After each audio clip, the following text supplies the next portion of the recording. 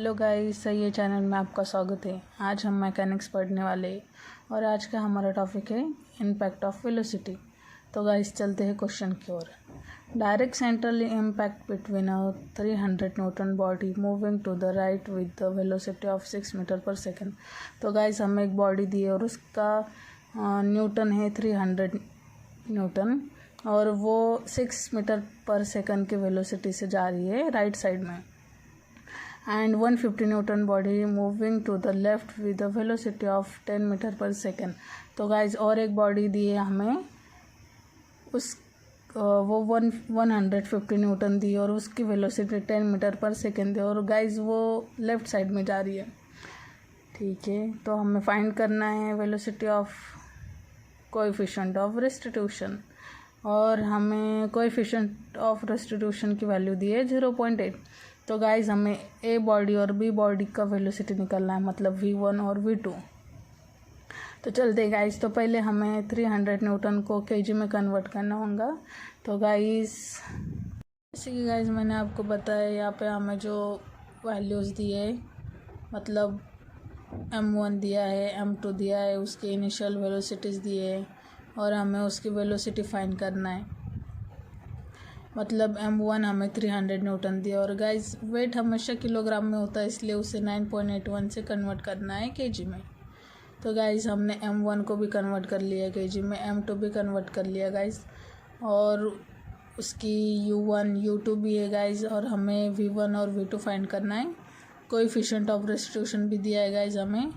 अब हमारे पास एक formula using principle of conversation of momentum M1 U1 plus M2 U2 is equal to M1 V1 plus M2 V2। अब guys हमें ये वैल्यू इसमें पुट करना है। जैसे गाइज हमने फार्मूले में वैल्यूज़ पुटअप कर दिया, अब हमें उसे कैल्शियम में कैलकुलेट करके उसका आंसर निकालना है। 13.58 इंटू 6 का आंसर है 133.48 और साइन माइनस प्लस माइनस लिया है। 15.29 इंटू -10 152.9।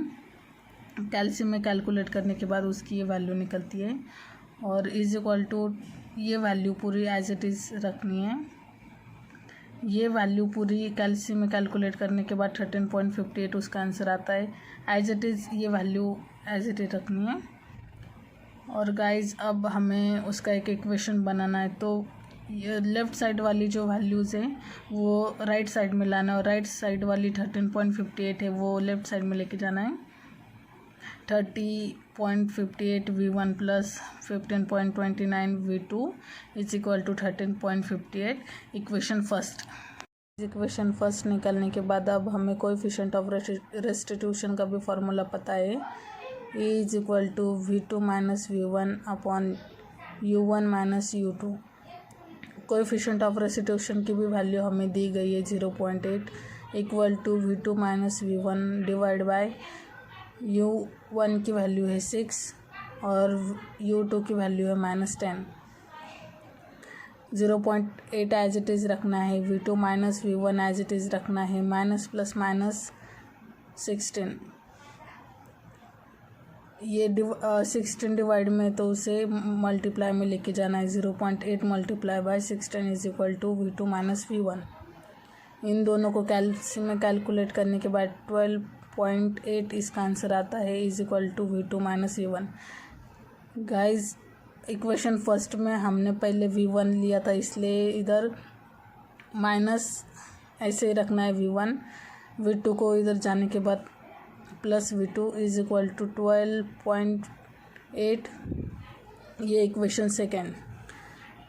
नाउ हमें इक्वेशन फर्स्ट और सेकेंड पुट करना है दोनों को साथ में और वो कैल्शियम में निकालना है आंसर। गाइस अब हमें इक्वेशन फर्स्ट और सेकंड को कैल्शियम में पुट करके V1 और V2 की वैल्यू निकालना है। इक्वेशन फर्स्ट को वैल्यू में कैसे पुट करते हैं ये मैं आपको बताती हूँ।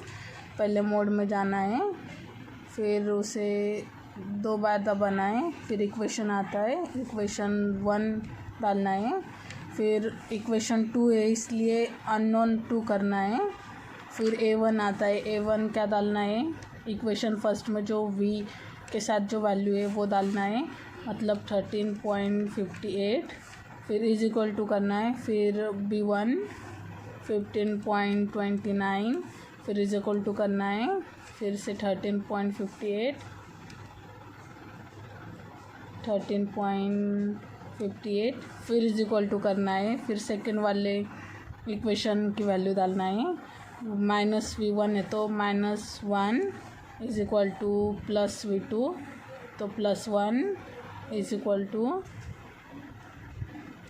12.8 is equal to -3.6 metre per second V1 की वैल्यू आई।